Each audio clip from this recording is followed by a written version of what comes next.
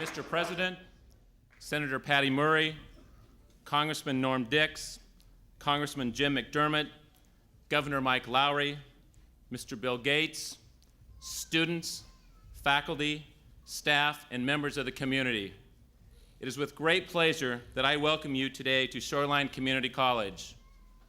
Mr. President, your visit truly honors Shoreline and all community and technical colleges in the state of Washington by recognizing their important role in the training and retraining of the American workforce. As president of Shoreline Community College, I am very proud of the outstanding job training opportunities we offer our citizens through our many partnerships with schools, business, industry, and labor. It is now my pleasure to introduce a true visionary who has revolutionized personal technology, changing the way we think about education and work. There is no doubt that everyone in this room has been touched in some way by this remarkable leader who is committed to improving the educational experiences of all learners of every age. Ladies and gentlemen, I present to you the Chairman and CEO of Microsoft, Mr. Bill Gates.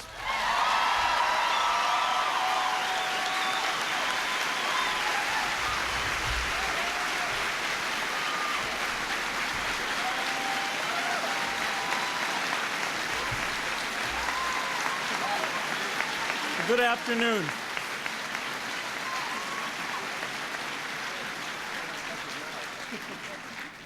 This may be the most lively audience I've ever spoken in front of. Okay, all right. It is the most lively audience. You don't have to prove it. Well, my name is Bill, but I'm not a politician. But I want to thank the President for coming here because I think it's really going to highlight an issue that is of great importance to me and great importance to him and many other people. And that's how technology, as it moves forward, can be a positive force. And the key to that is really what we do in education, how we embrace the change, how we get people ready, and how we make sure that the United States is the country that's leading the way in creating the new products and services that this all allows. Well, it was 20 years ago when I was a college student and I dropped out to start Microsoft. I always feel a little strange coming to college and having to admit that I'm a dropout, and I don't recommend it. But during those 20 years, the PC revolution has been incredible. Hundreds of millions of machines were built, and these are tools not just of companies, but these are tools for individuals. These are tools that have made a lot of jobs more interesting. They've made people more effective. They're tools used in hospitals and schools and in all sorts of great areas where computers certainly weren't accessible. The rate of improvement is that every 2 years, the machine is twice as powerful. And over a period of decades, that means that we're getting machines that are even more powerful than the most expensive computer was 20 years ago. And we're actually at a very interesting point now because the PCs have gotten so powerful that we're connecting them together.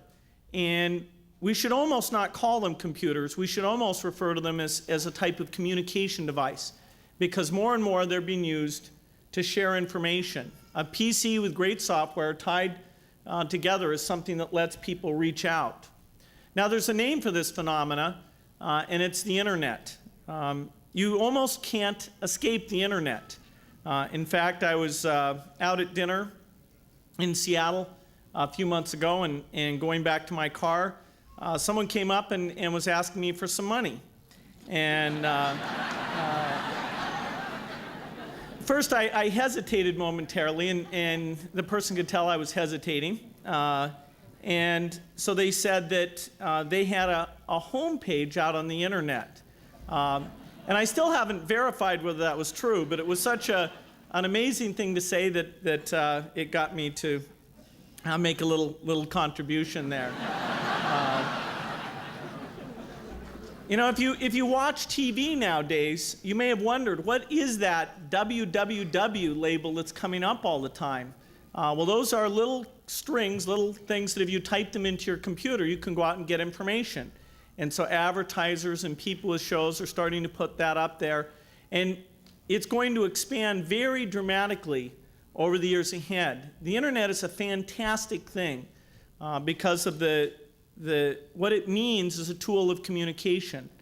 They say this is the information age. Well, the internet is at the center of that. Now, these are early days. Most houses are not hooked up. A lot of content is not that great. But the rate of change is fantastic. Sometimes I refer to this as a gold rush, the number of people trying to do new things, the number of startup companies. Stock prices are going up and down if they're at all related to this internet phenomena.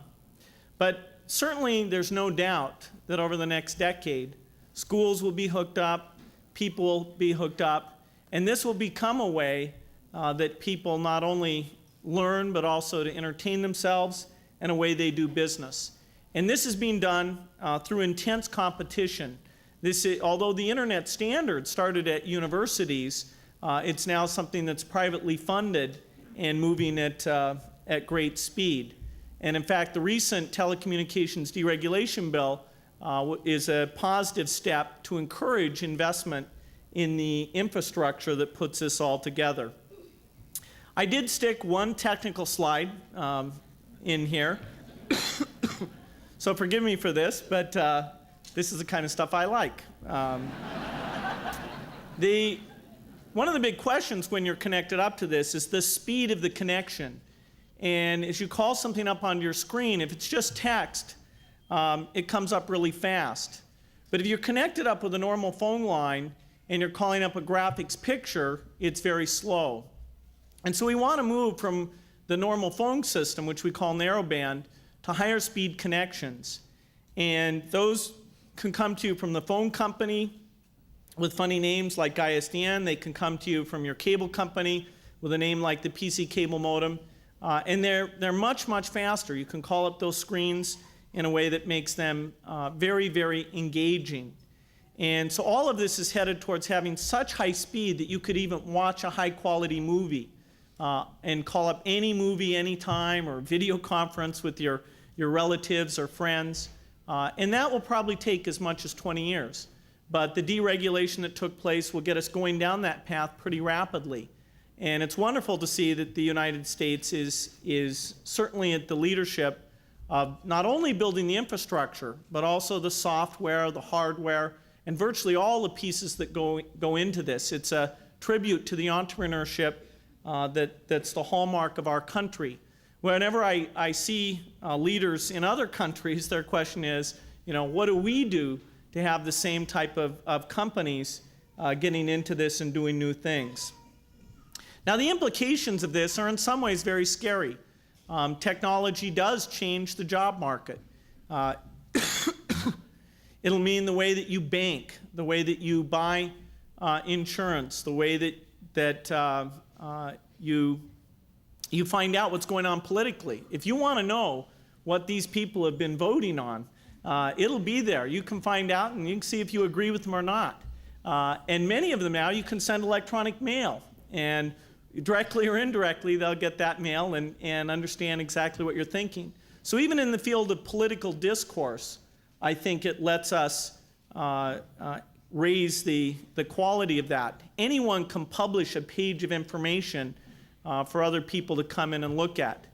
The most important opportunity is in education, to let students have this from a very early age and not only follow their own curiosity, but find people to learn with together, people who are interested in the same subjects. And those people don't have to be in the same place. They don't even have to be in the same country. So any advance in communication can drive us together. Now, the rate of change here is much faster than it's been in the past. The telephone, it took 50 years between the beginning and when it was sort of a mainstream device. And this is the first revolution in communications that it'll be only about 20 years from its beginning to when I think it'll be a necessary part of most jobs in the country. So lifelong learning is critical, and giving people an opportunity to get exposed to the PC and get comfortable, no matter what age they are, is very, very important. Great technology can be fun, and so if you allow people to have access, then I think there's no one who can't benefit. So the vision is very simple. In the same way that we used libraries and schools to let anyone get out and get books, we have to do the same thing here with computers as they become more and more mainstream. So access is a key word. This lets individuals pursue new skills. And we had a chance to sit down with some students and hear about some wonderful things they're doing, learning new things, and many of those involve computers and technology. If we can get everybody connected, what can go on is quite fantastic. Someone gave the example that parents can check out what the homework assignments are and make sure their kids are doing the right work. And everybody can be involved and know what really should go on there. Now with change, there are problems and there are opportunities. And it's really a matter of attitude, what the bottom line is here. And here in the community college, the attitudes we saw were really quite amazing. The willingness to talk to businesses about the needs they have and to really tailor programs that work to get people out into the job force. It's not something that education can do alone, not something corporations or government can do alone. All of those elements have to be brought together. Now, my company, Microsoft, definitely wants to be a part of this. We want to join in. And so one thing we're announcing today that we're very enthusiastic about is a software donation of over $10 million of software.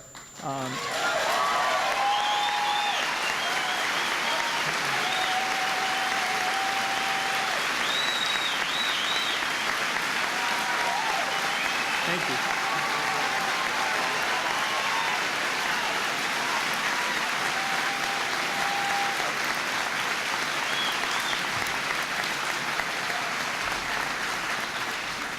So this is for the community colleges here in the state of Washington. We've got little stars on each of the locations that will get this software. It's the very latest software. It's things like Windows 95, Office 95, and we'll make sure we keep that up to date as time goes on.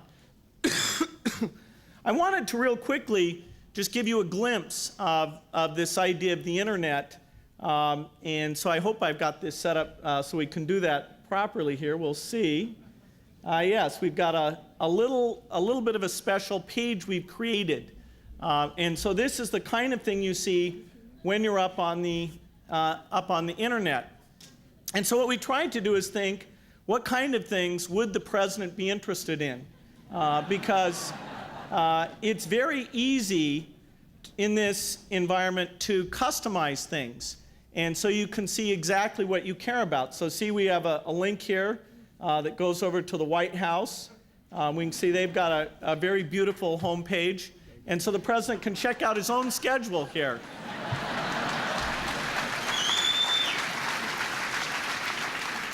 We can go back and we can see something interesting about jobs. This is where technology is being to match up and let everybody know where the new jobs are. And I know that's something that the president cares a lot about.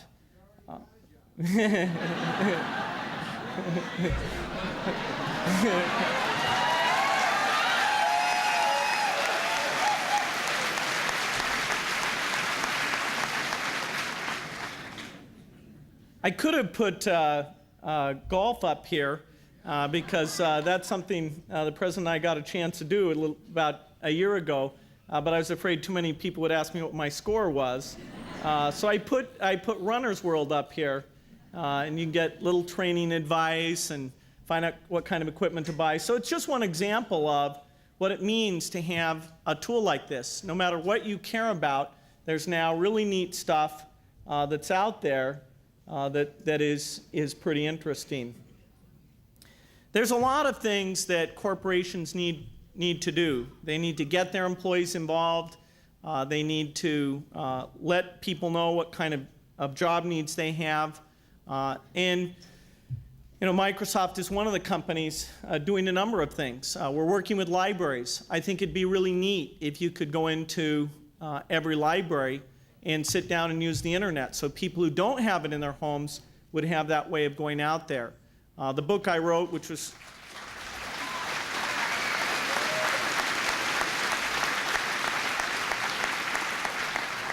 the proceeds, it's been very impressive, the teachers who've come forward to get the grants to do neat new things with computers.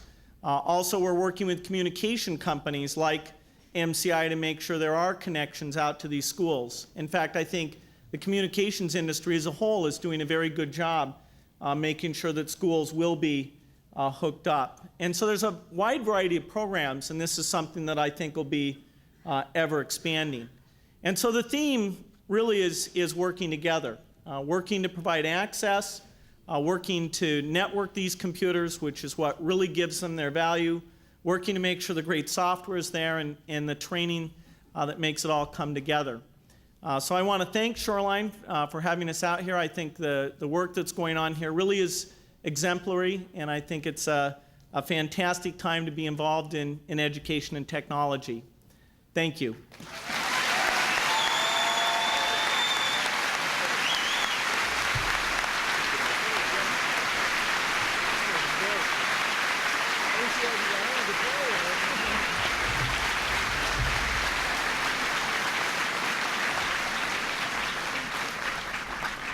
Thank you, Bill. Your gift will truly have a tremendous impact on the students of the state of Washington.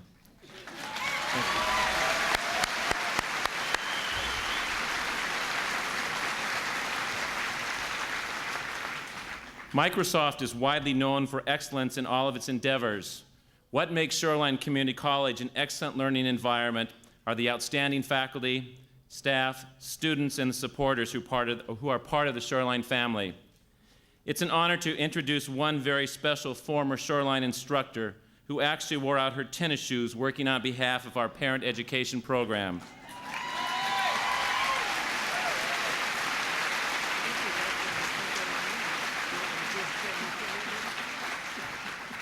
Senator Patty Murray, I thank you for your unwavering commitment to education and welcome you home to the city of Shoreline and welcome you back to Shoreline Community College.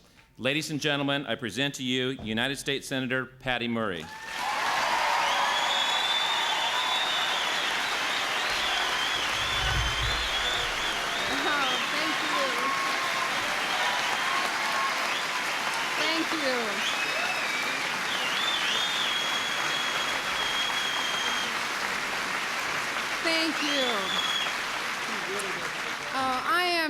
Pleased and honored to be here today to welcome to my hometown of Shoreline, my community college, my friend, the President of the United States, Bill Clinton.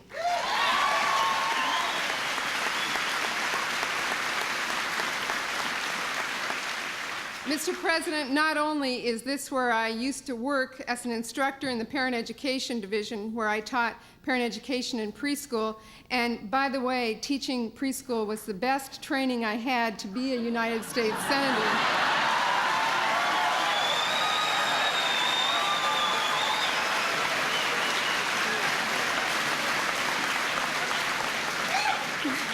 But this is also the place where I got my start in politics. This is where 15 years ago I organized 15,000 parents to save the co-op preschool programs that are funded by our state after a legislator told me I couldn't make a difference because I was just a mom in tennis shoes. Boy, I'd like to see him today.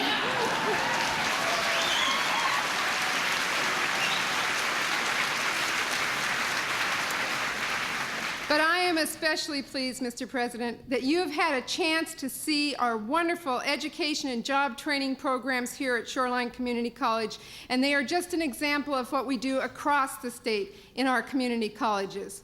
It is my honor today to introduce all of you here today to a student that the President met just a short while ago that is a real example of the success of Shoreline Community College's efforts. Monika Walker is a student here at Shoreline Community College in the automotive program. Although she may not appear to you at first blush what you thought would be in the automotive program, she is indeed a very typical student who is exactly what our job training and education programs need to be designed for.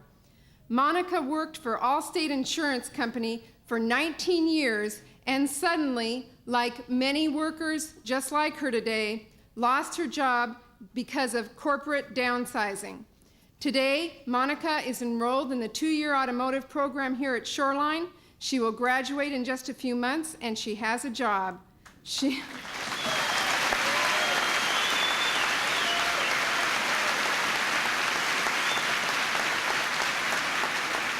I am very pleased to introduce to you today Monika Walker, a Shoreline Community College success story.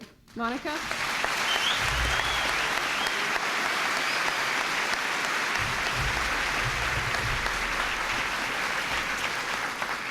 Good afternoon, and thank you for coming. I would like to take this opportunity on behalf of the students, the faculty, and guests to thank President Clinton for visiting Shoreline Community College and speaking to us today. I would like to give each of you a little background about myself and why I'm here at Shoreline.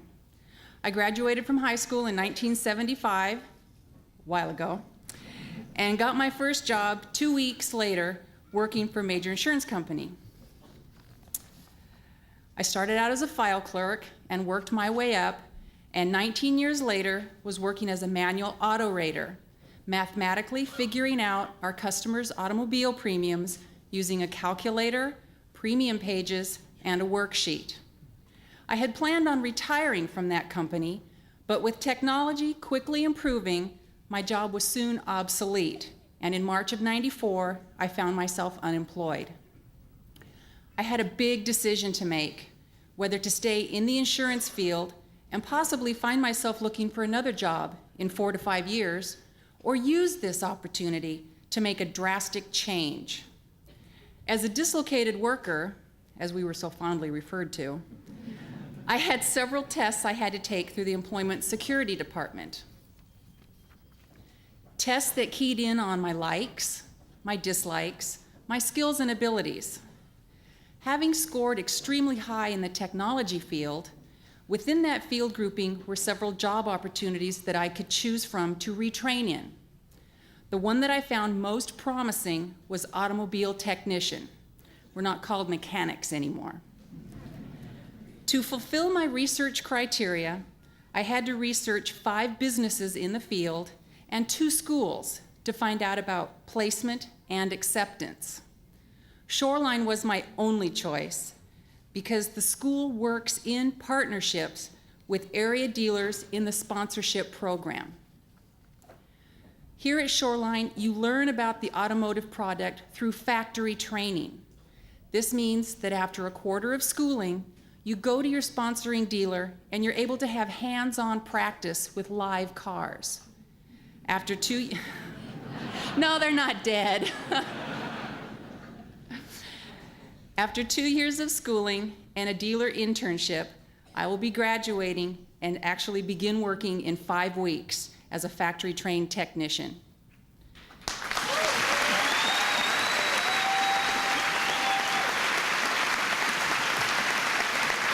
Thank you. In closing, I would like to say that without the Dislocated Worker Program and workforce retraining benefits, this opportunity would not have been possible for me. I could never have gone to school full-time and tried to work at a job to make ends meet. Anyone who has the opportunity to better themselves through retraining and give back to the community should do so without any hesitation. Thank you, and now may I introduce to you President Clinton.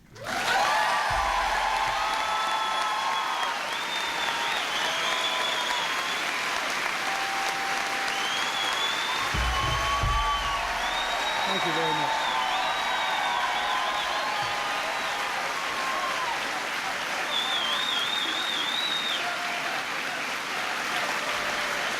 Thank you. Thank you. Thank you very much. Thank you. Thank you. Thank you. Thank you. Thank you very much. Thank you very much. Thank you.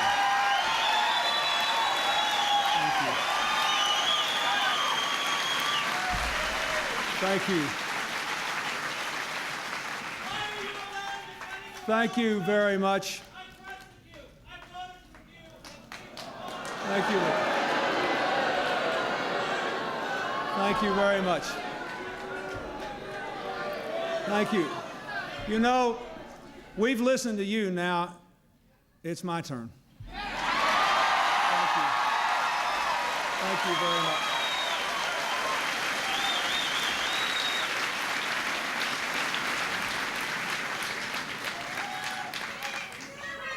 I want to thank Monika for not only for that introduction, which she did very well, but for her example, which millions of Americans will need to follow in the next few years. Let's give her another hand. She was great.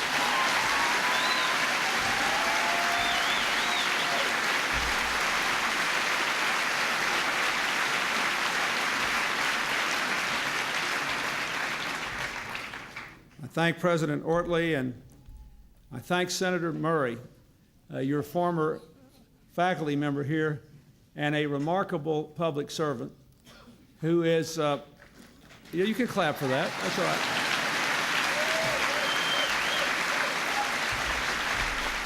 He's here along with Congressman Dix and Congressman McDermott. And let me say that we've done a lot of good things in the last 3 years, and we made one or two,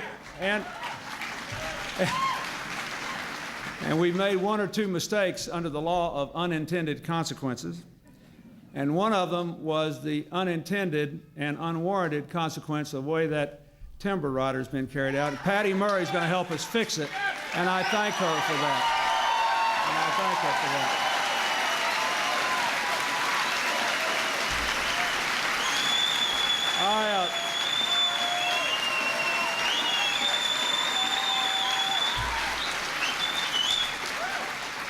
I want to thank Mayor Connie King of Shoreline and my friends Mayor Rice of Seattle and the King County Executive, Gary Locke, and Governor Lowry. They all came with me today, and we've had a wonderful experience here. I want to especially thank Bill Gates and Microsoft for this remarkable donation. I hope this word goes out all across the country and others try to match him, because this is the sort of thing that we need here.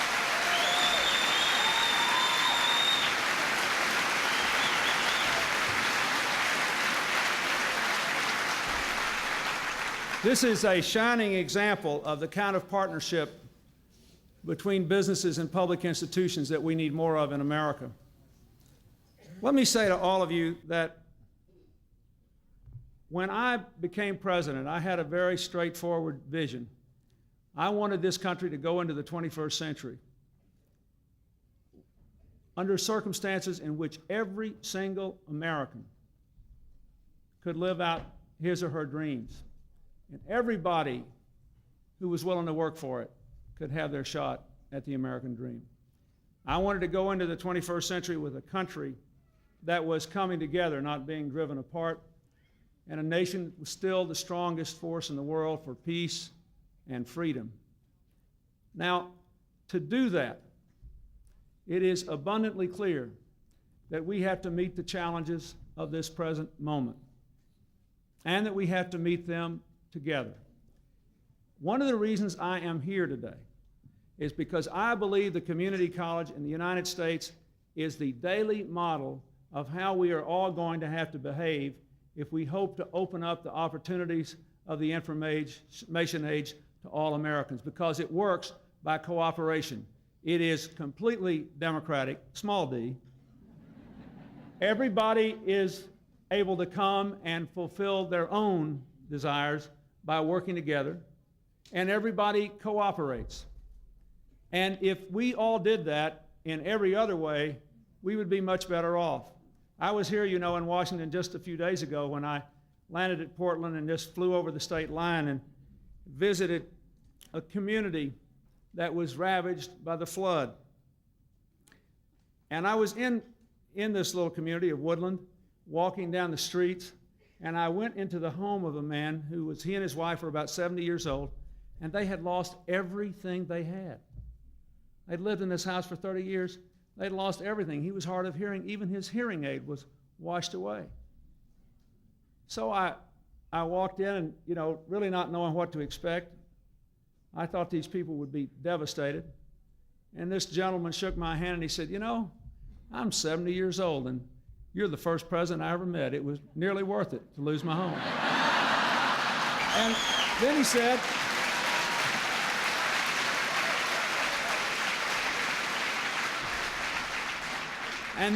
then he said, I thought that was pretty remarkable. Then he said, not only that, he said, I wouldn't have been fit to welcome a president before now, but he said, come in here, look, I can offer you an indoor swimming pool.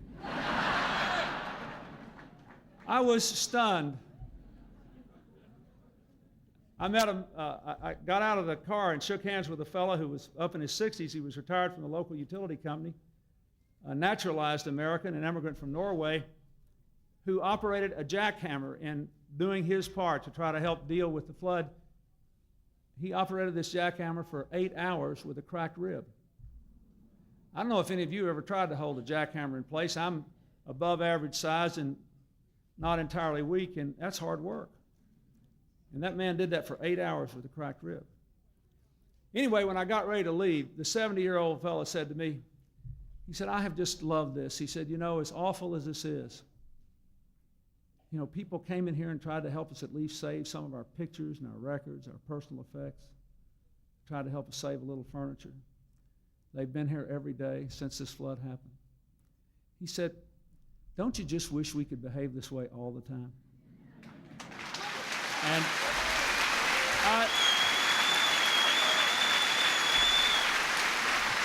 I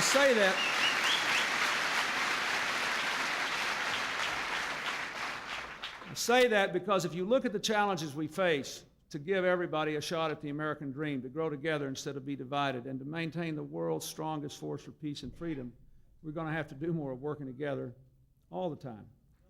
How do we want that? How do we propose to do that? Well, just imagine what we have to do.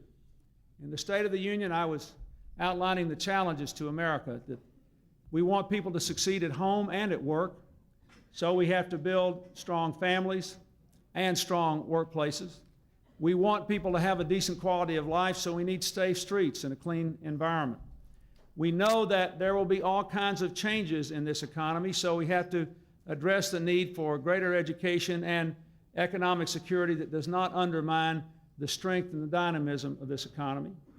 We know that we have to do certain things to continue to lead the world, and we know that just like every other organization, the federal government cannot be big and bloated and bureaucratic, so it needs to be smaller and less bureaucratic, but it doesn't need to be weak. It needs to be strong where it should be strong so it can be a valuable partner. And if you look at all this, the most important areas to building the future we need are two that can be melded together, that you are melding together here.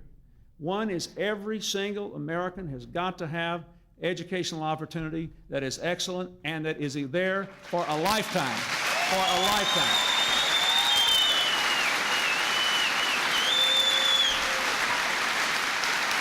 And the second is we have to maintain the dynamism and the strength of the American economy, but give every American who's willing to work for it the chance to achieve economic security. Now, before I came in here, I met with a number of students at this community college and some teachers and a labor leader and a businessman who were supporting the activities here. And I want you to just think a minute about the meaning of what Bill Gates did here today. I have worked very hard to increase the educational opportunities available to the American people based on a simple theory. We should have high standards, high expectations, high technology, and access for a lifetime. That's why I believe if we're going to have a tax cut in this budget debate, the first and most important one we could give would be to give a tax cut for the cost of college tuition, a deductibility for that. I believe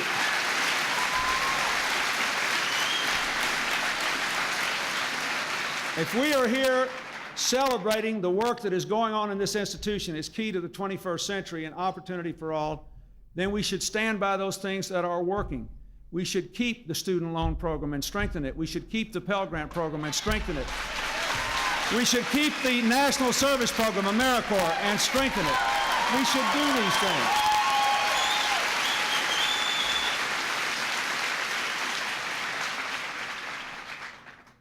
But I want to put before you the dilemma that I saw in the lives of these people that a lot of you have experienced. If I were to have told you 3 years ago when I became the president, look, here's what's going to happen in our country. Just listen to this. In 3 years, we will have nearly 8 million new jobs. And all the other advanced countries in the world together will have a net of 0. The other 6 big economies, few will create a few jobs and few will lose a few, but they'll net out no new jobs. We'll have nearly 8 million. And in each year of the next 3 years, we'll have a record number of new businesses, and we'll be at a 15-year high in home ownership. We'll have a record number of new self-made millionaires, not people who inherited it, people like Bill Gates, people that went out and made it on their own. We will have the lowest rates of unemployment, inflation, and home mortgages combined that we've had in 27 years. But, you can clap for that, that's the good news, that's good.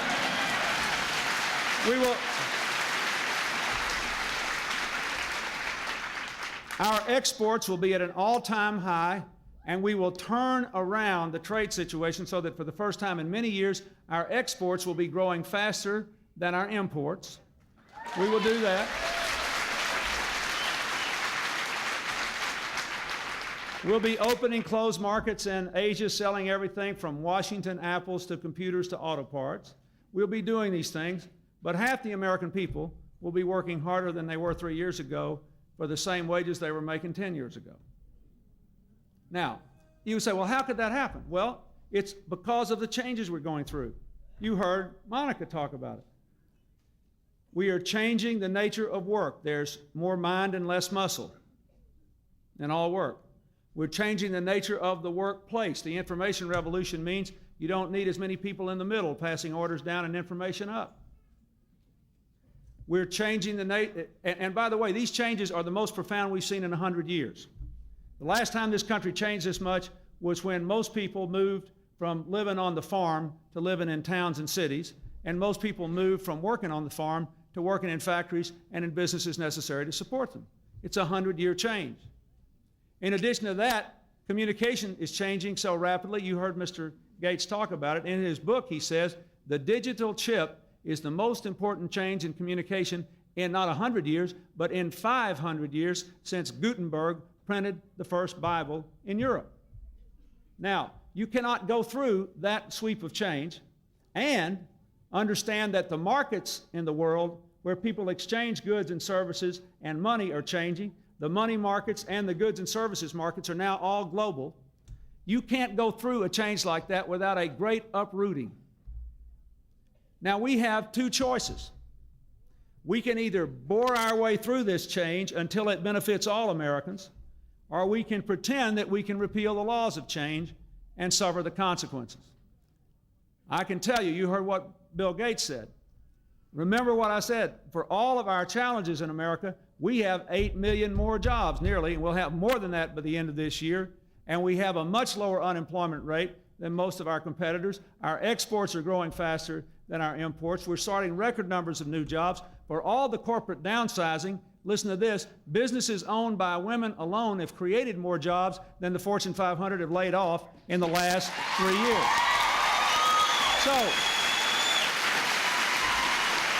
So what we have to do,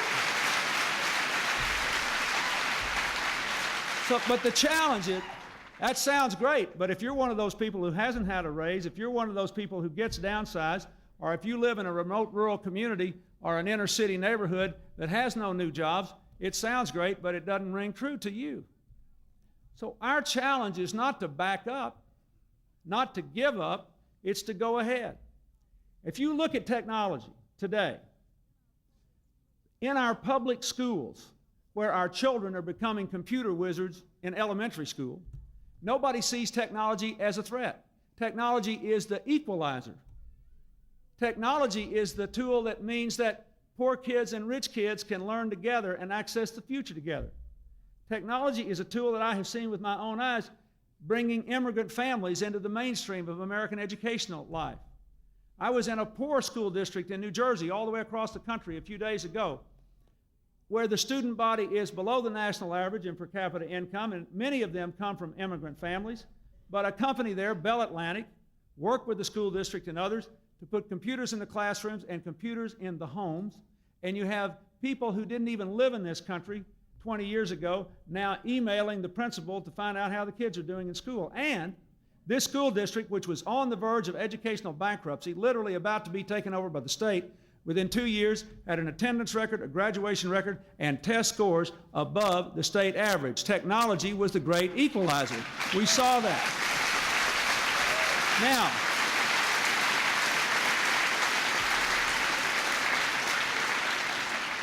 so we have to finish that job. One of the goals we have is to do the 4 things that was up on one of those charts that Mr. Gates said. Put the computers in every classroom and every library in America.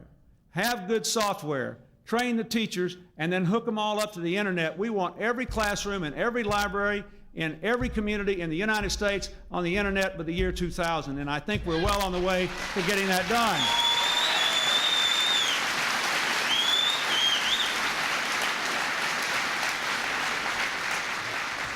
But the significance of what we are here today about is this: the gift that Microsoft is giving to the community colleges, the work that the community colleges are doing, the people that come to places like this fine institution who have been downsized and now no longer feel diminished but feel empowered. That shows us the way to the future.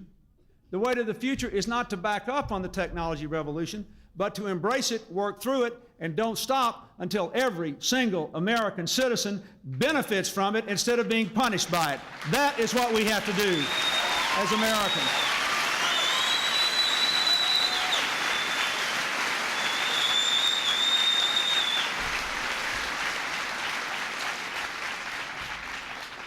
When we knew changes would have to be made here in the Pacific Northwest in logging practices in order to preserve the old-growth forest, preserve the quality of the water, preserve the salmon population, preserve the quality of life, and still permit an acceptable amount of logging to go on, we knew there would be great dislocation in a lot of these small towns and rural areas, just like there have been in all the communities that lost their military bases when we downsized after the Cold War. So the Congress, with the leadership of the people in your delegation, whom I just mentioned, appropriated over $1 billion for communities in the Pacific Northwest for the kind of economic transition that Monika is going through. That is what we have to do more of. But we have to do it in a way that makes technology our friend, not our enemy. At least 2 of the students that I met with here were downsized purely because you can do more work with fewer people because of computers. The same thing is going on in the federal government. The federal government is 205,000 people smaller today than it was the day I took office. And I might add, I'm proud of the fact that we've worked very hard to help all those people not feel like they were downsized, but feel like they were given an opportunity to go on to a better and more productive life. But we can do more work than we used to be able to do with fewer people, with less regulatory hassle, less bureaucratic hassle. The federal government is today as small as it was in 1965. And that's a good thing, but it's also a good thing that these people are going to have a chance to do something else that's more exciting, that's more fulfilling, that society needs done, that the marketplace says, hey, we need, and that they can get a good wage doing. So I will say to you again, our great challenge is to take what we know is true in the schoolroom, that technology is the great equalizer, and take it into the workplace. And that will happen through the community college. That will happen through partnerships. That will happen if we continue to invest in student assistance programs, to invest in technology partnerships, to invest in economic transitions, to invest in the people, and it will happen if we continue to work together. One of the worst things about contemporary political life is that the further you get away from a grassroots political office where everyone knows all the candidates running, the more likely politics and campaigns are to be used to divide people instead of to unite them. When we are together, America never loses, and we will not lose this.